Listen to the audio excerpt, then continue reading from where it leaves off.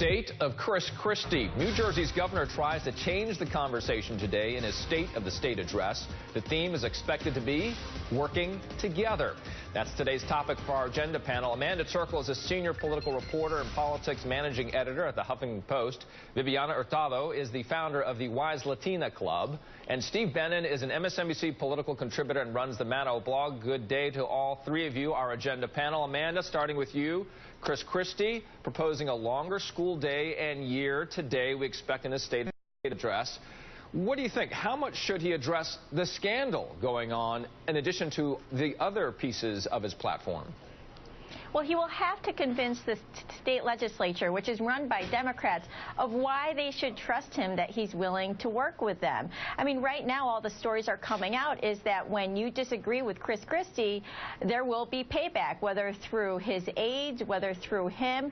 That is yet to be seen. But right now, there really isn't a spirit of cooperation and bipartisanship in New Jersey. It's all about bullying and retribution. So Chris Christie will really need to make the case that New Jersey is ready for that, and he can sort of overcome all these bullying stories. All the bullying stories, we'll see how much he addresses specifically some of these stories and potential scandals that have been bubbling up. Steve, to you, Jersey City's mayor saying, hey, you know, the meetings with high-level officials that were canceled despite being planned for some time, and that they were canceled within the span of, what, about an hour after he told Christie aides he could not endorse Christie during the election.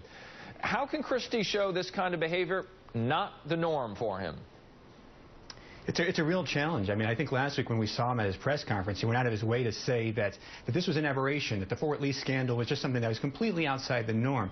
And yet yesterday we see these emails from the Jersey City mayor showing the exact opposite, that in fact we have a pattern in which the Christie administration exacts retribution on those who disappoint him, the governor politically. I think that creates a larger scandal. It reinforces the fact that there's a pattern of behavior that, in fact, raises additional questions about the character of the governor's office. And the question is, how long will New Jersey voters remember this? Viviana, you know, there's that new poll we've been talking about this hour. It shows 83% of New Jersey voters are paying close attention to this scandal so far. If he runs for president, 2016, will they forget about this by then? It's really possible, Richard, and certainly that's what Governor Christie would like. The important thing to keep in mind, though, is that 2 years until the presidential election, if we're still looking at Chris Christie's presidential ambitions, is an absolute eternity in political time.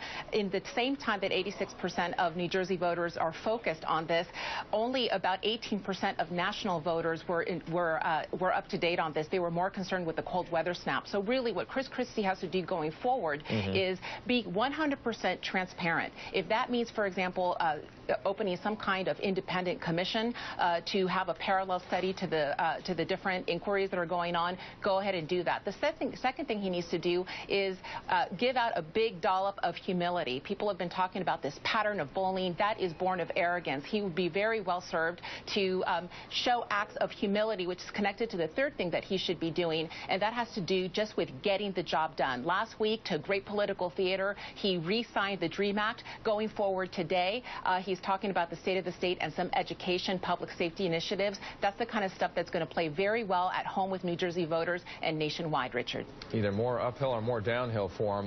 Let's shift gears now, talk about President Obama. We were just listening to some of the comments he made before his cabinet meeting. We're 2 weeks away from his State of the Union address, as he had alluded to. He's meeting with his cabinet at the moment, and he's got a warning for Congress that I want to replay for you. Take a listen. One of the things that I'll be emphasizing in this meeting is the fact that we are not just going to be waiting for legislation in order to make sure that we're providing Americans the kind of help that they need. I've got a pen and I've got a phone. Pen and a phone. Steve, how far can he take his agenda forward without the help of Congress, executive orders notwithstanding? Yeah, you know, he tried this before. In 2012, he had the We Can't Wait campaign, in which he thought he would launch a series of initiatives built around executive actions and executive orders. And to be sure, these were some worthwhile ideas, and they made a bit of a difference around the edges. But in general, when push comes to shove, real change comes by way of major legislation, and that means he'll have to rely on a do-nothing Congress. That's going to be a real challenge. Republicans for the last 2 years have shown no interest in job creation, no interest in economic growth. And so if what the president wants a year of action, it's going to be a tough hurdle to kind of get Congress to do its job. So you were listening to that perhaps as well, Amanda. You know, the president saying that he's going to talk about the cabinet. He was going to talk about helping everyday Americans. He's going to help the middle class. He's looking at the economic schedule going forward, and he's going to be out there doing events related to that.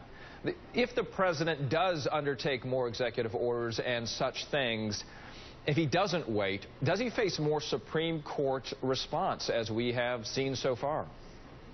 He absolutely could, and I think that there will be groups trying to challenge him on that.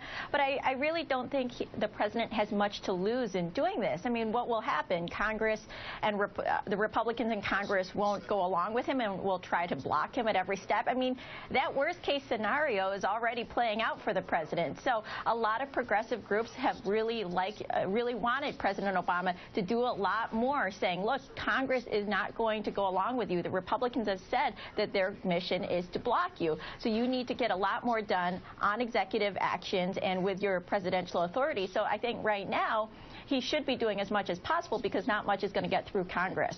And family members, Democrats who've been watching the long-term unemployed as well as the economy itself here, Viviana, they've been wondering if Democrats had done enough given the bipartisan budget deal that was made last year, and it did not include the extension of those such things such as the long-term unemployment benefits.